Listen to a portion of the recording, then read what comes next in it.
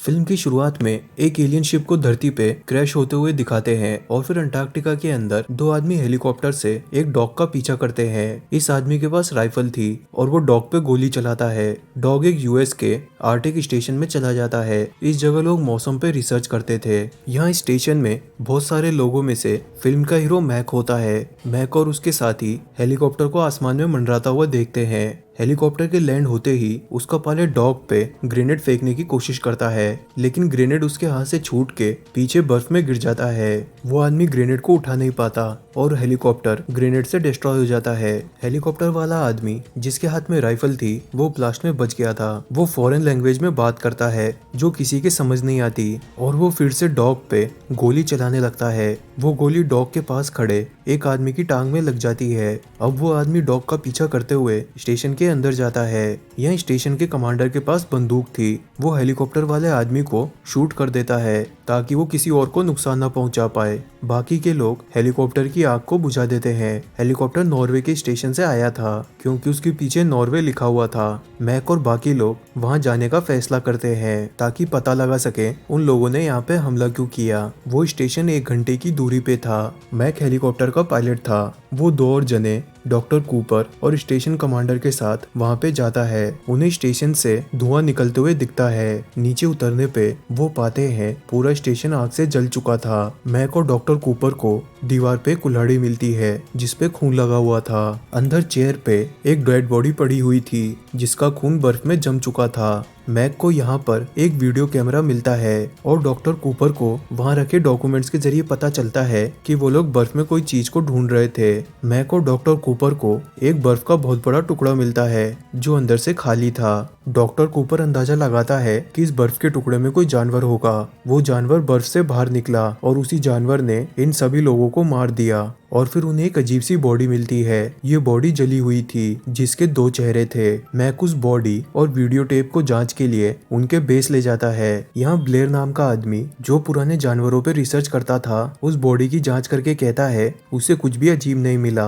अब फिल्म की स्टार्ट में दिखाए गए डॉग को बाकी के डॉग्स के साथ एक पिंजरे में बंद कर देते हैं। जैसे ही डॉग पिंजरे में जाता है बाकी के डॉग उस पर भौंकने लगते हैं। ऐसा होते ही उस डॉग का चेहरा नीचे गिर जाता है और उसमें से एलियन बाहर आने लगता है। एलियन के पांव बाहर निकल आते हैं। डॉग्स के भौंकने की आवाज को सुनकर एक आदमी अंदर आता है। उसके शोर मचाने से बाकी लोग वहां पे आ जाते हैं। एलियन डॉग में से टेंटेकल बाहर आके बाकी के डॉग्स को पकड़ लेते हैं। वो उन्हें एलियन बना रहा था। सभी लोग ये नज़ारा देख के हैरान रहते हैं। मैक और उसके दोस्त अपनी बंदूक से एलियन को शूट करते हैं लेकिन गोलियों का कोई असर नहीं होता। तभी एलियन छत के जरिए भागने की कोशिश करता है। मैक का एक दोस्त आग छोड़ने वाली बंदूक ले आता है। एलियन के मुंह से फूल जैसी चीज बाहर आती है। मैक का दोस्त उस एलियन को आग लगा देता है। ब्लेयर उस एलियन डॉग की बॉडी की जांच करता है। बॉडी को खोलने पे ब्लेयर कहता है एलियन इस डॉग को कॉपी कर रहा था। एलियन अपने आप को छुपाने के लिए ऐसा करते हैं। एलियन डॉग को कॉपी कर पाता उससे पहले उन्होंने उसे रोक दिया। मैक और बाकी सभी लोग अब वो वीडियो टेप को देखते हैं जो उन्हें नॉर्वे वाले स्टेशन से मिला था। इस वीडियो टेप के अंदर एक बहुत बड़ी चीज को दिखाते हैं जो बर्फ के अंदर दबी हुई थी। ये एलियंस का स्पेसशिप था। वीडियो टेप के लोगों ने उस चीज को बाहर निकालने के लिए बर्फ को डायनामाइट से ब्लास्ट कर दिया। मैक कहता है वो फिर से उस स्टेशन पे जाएंगे। डॉक्यूमेंट्स के हिसाब से एलियन शिप की लोकेशन वहाँ से 6 किलोमीटर दूर है। मैक और उसके दोस्त हेलीकॉप्टर से उस जगह जाते हैं जहाँ एलियन शिप क्रैश हुआ था। एक बहुत बड़े छेद में एलियन शिप दिखाई देता है। मैक और उसके दोस्त रस्सी के जरिए नीचे उतर के एलियन शिप पे चढ़ते हैं। शिप का दरवाजा खुला हुआ था। मैक के साथ वाला आदमी जो कि जियोलॉजिस्ट था बोलता है कि बर्फ की मोटाई के हिसाब से ये एलियन शिप 1 लाख साल पहले क्रैश हुआ होगा। मैक और उसके दोस्त को बर्फ में एक और छेद मिलता है जिसके अंदर से एलियन की बॉडी मिली थी। मैक शिप से निकले हुए कुछ मेटल के टुकड़े अपने साथ वापस ले जाता है ताकि वो साबित कर सके कि उन्होंने एलियन शिप को देखा था। मैक के सारे साथी उससे तरह तरह के सवाल पूछने लगते हैं कि वो एलियन यहाँ क्या कर रहे थे, जिसका मैक के पास कोई जवाब नहीं होता। ब्लेयर कहता है कि इन सबसे एक बात तो क्लियर होती है कि एलियन इंसानों के लिए खतरा है। सभी लोग कहते हैं कि उन एलियंस की बॉडी को जला देना चाहिए, लेकिन ब्लेयर उन एलियंस पे रिसर्च करना चाहता था।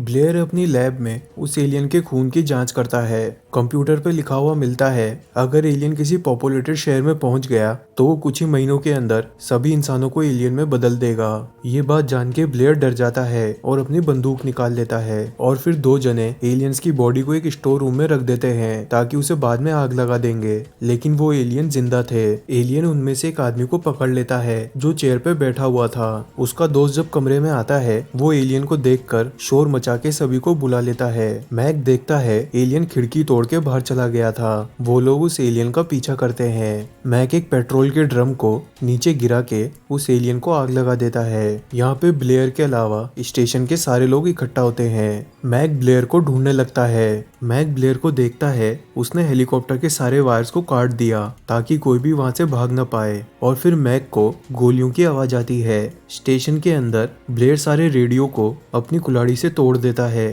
ताकि वो लोग किसी से कांटेक्ट नहीं कर सके। ब्लेयर कहता है उनमें से किसी के भी अंदर एलियन छुपा हुआ हो सकता है, वो उस एलियन को स्टेशन से बाहर जाने नहीं देगा। मैक को पता चलता है कि ब्लेयर ने उन सभी बचे हुए डॉग्स को मार दिया जो एलियन डॉग के साथ पिंजरे में थे। ब्लेयर पागल हो चुका है, ऐसा सोच के वो ब्लेयर को एक कमरे में बंद कर देते हैं। मैक बाकी सभी जनों से कहता है उन्हें सबका ब्लड टेस्ट करना होगा क्योंकि उनमें से कोई एक एलियन है। डॉक्टर कूपर ब्लड टेस्ट करने में उनकी मदद करेगा। डॉक्टर कूपर उन सभी के ब्लड सैंपल को पहले से रखे हुए ब्लड सैंपल से मिलाएगा। अगर उसमें एलियन होगा तो वो प्योर ब्लड पे कब्जा करने की कोशिश करेगा, लेकिन डॉक्टर कूपर देखता है किसी ने ब्लड सैंपल के पाउचेज में पहले से छेद कर दिया। सभी लोग एक दूसरे पे इल्जाम लगाते हैं कि उनमें से कोई एक एलियन है, ये काम उसी का था। मैक उन लोगों को शांत करते हुए कहता है वो एक दूसरे तरह का ब्लड टेस्ट करके एलियन का पता लगा लेंगे। मैक का एक दोस्त लैब के अंदर उस ब्लड टेस्ट की तैयारी कर रहा था, तभी वहाँ की लाइट चली जाती है। वो जब बाहर जाता है तो कोई चीज उस पे हमला करती है। मैक और बाकी के जने उसे ढूंढने के लिए बाहर जाते हैं। वहाँ पर उन्हें उसके कपड़ों के साथ एक बॉडी मिलती है जो पूरी तरह से जल चुकी थी। मैक कहता है कि एलियन ने जरूर से उस पे हमला किया होगा और फिर उसने अपने आप को आग लगा दी ताकि वो एलियन में ना बदल पाए। तभी मैक को उसके कमरे में लाइट जलती हुई दिखती है। उसने लाइट बंद की थी तो कमरे में हो सकता है एलियन हो। मैक और एक और जना उस कमरे की जांच करने जाते हैं। 1 घंटा बीतने के बाद भी मैक वापस नहीं आता। बाकी के लोगों को लगता है एलियन ने मैक को खत्म कर दिया। वो लोग स्टेशन के दरवाजों को लकड़ी से सील करने लगते हैं। तभी एक आदमी जो मैक के साथ में था गेट नॉक करता है। उसके हाथ में मैक का फटा हुआ टी शर्ट था। उसके हिसाब से मैक मर चुका था, लेकिन मैक जिंदा होता है। वो खिड़की तोड़ के स्टेशन के अंदर आ जाता है। बाकी सभी लोगों को लगता है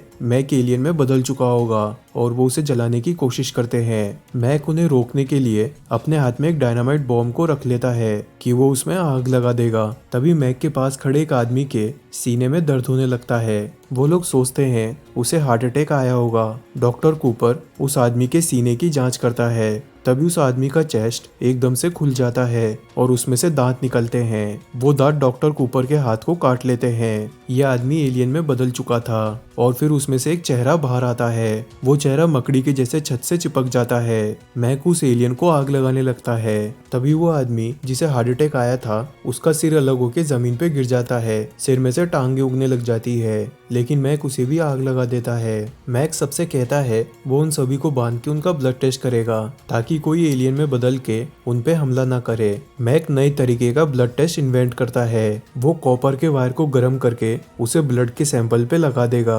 अगर ब्लड के अंदर एलियन होगा तो वो गर्मी की वजह से भागने की कोशिश करेगा। मैक सबसे पहले अपने खून का टेस्ट करता है जो नॉर्मल निकलता है। मैक जब एक दूसरे आदमी का ब्लड टेस्ट करता है तो उसका खून कंटेनर से बाहर कूद के फ्लोर पे अपने आप चलने लगता है। खून जिस आदमी का था वो बंधा हुआ था। उसकी पोल खुलते ही वो एलियन में बदल जाता है। उस आदमी का एलियन छत से चिपका हुआ था। मैक उसे जलाने की कोशिश करता है लेकिन उसकी फ्लेम गन जाम हो जाती है। मैक अपने दोस्त से आग लगाने को कहता है। एलियन नीचे उतर के मैक के दोस्त को खत्म कर देता है, तो मैक उसे ग्रेनेड से ब्लास्ट कर देता है और फिर मैक बाकी लोगों का ब्लड टेस्ट करता है। वो सभी लोग नॉर्मल निकलते हैं। मैक कहता है उन्हें ब्लेयर का ब्लड टेस्ट करना होगा, केवल वही एलियन हो सकता था। मैक ब्लेयर के कमरे में जाता है, लेकिन उसके कमरे का दरवाजा खुला था।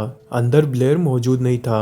उन्हें कमरे की फ्लोर में एक छेद मिलता है, जिसके जरिए वो एक गुफा में जाते हैं। यहाँ पर उन्हें एलियन का शिप दिखता है। मैक कहता है ब्लेयर ने ये स्पेसशिप हेलीकॉप्टर के पार्ट्स का इस्तेमाल करके बनाया होगा, जिसका मतलब ब्लेयर एलियन में बदल चुका है। तभी वहाँ की सारी लाइट्स चली जाती है। मैक और बाकी लोग जनरेटर रूम में जाके देखते हैं कि ब्लेयर ने जनरेटर को पूरी तरह से डिस्ट्रॉय कर दिया। मैक कहता है कि बिना लाइट के यहाँ पे हीटर्स काम नहीं करेंगे, उनकी बर्फ में जम के मौत हो जाएगी। लेकिन अगर एलियन को नहीं रोका तो वो धरती के सभी लोगों को खत्म कर देगा। और फिर वो उस जगह को पूरी तरह से डिस्ट्रॉय करने के लिए डायनामाइट लगा रहे होते हैं, ताकि एलियन के खून के सैंपल आग में जल जाएं। तभी वहाँ ब्लेयर, जो कि एलियन था, मैक के एक साथी के मुंह में हाथ डाल देता है। ब्लेयर का हाथ उसके मुंह से चिपक जाता है। ब्लेयर उसकी बॉडी को घसीट रहा था। तभी मैक के साथ वाला एक और जना ब्लेयर को देख के उसके पीछे जाता है। ब्लेयर उसे खत्म कर देता है। मैक बॉम्ब लगाने में बिजी था। वो ध्यान नहीं देता कि अब वो अकेला यहाँ पे बचा हुआ है। तभी मैक को जमीन हिलते हुए दिखती है। जमीन के अंदर एलियन था। वो मैक की तरफ आके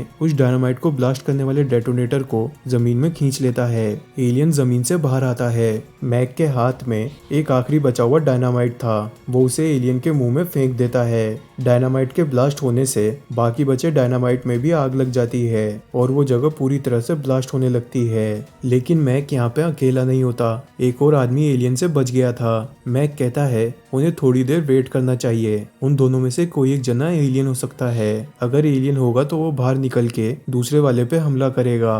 फिल्म इसी के साथ खत्म हो जाती है, जिसमें ये नहीं बताते कि उन दोनों में से एलियन कौन था। जाने से पहले यह है फिल्म से जुड़े कुछ बोनस फैक्ट। इस फिल्म के डायरेक्टर का नाम जॉन कारपेंटर है। उन्होंने एक इंटरव्यू में कहा था कि फिल्म के अंदर आखिरी में मैक एलियन में बदल चुका था। फिल्म के अंदर एक सीन था जिसमें उन दोनों को रेस्क्यू कर लेते हैं। मैक एलियन में बदल जाता है और बाकी लोगों को इन्फेक्ट कर देता है, लेकिन उन्हें वो एंडिंग अच्छी नहीं लगी थी, इसलिए उस सीन को डिलीट कर दिया गया था। फिल्म के अंदर दिखाते हैं कि उसकी शूटिंग एक बर्फीली जगह पे हुई होगी, लेकिन असल में इसकी शूटिंग लॉस एंजलिस शहर में हुई थी, जहाँ पे स्टेज को रेफ्रिजरेट किया गया था। उन एक्टर्स को -40 डिग्री सेल्सियस में रह के काम करना पड़ा था, जबकि बाहर गर्मी का मौसम था। फिल्म के अंदर दिखाए गए एलियंस को द थिंग बोलते हैं, जो कि हाईली इंटेलिजेंट थे। ऐसा बताते हैं एलियंस ने जानबूझ के धरती पे अपना शिप क्रैश किया था। वो एक प्लैनेट से दूसरे प्लैनेट पे जाके उनके जीवों पे कब्जा करते हैं। इसीलिए फिल्म के अंदर ब्लेयर ने एक दूसरा स्पेसशिप बनाया था, ताकि वो वापस अपने प्लैनेट पे जा सके और फिर वहां से मदद लाके वापस धरती पे कब्जा करने की कोशिश करे।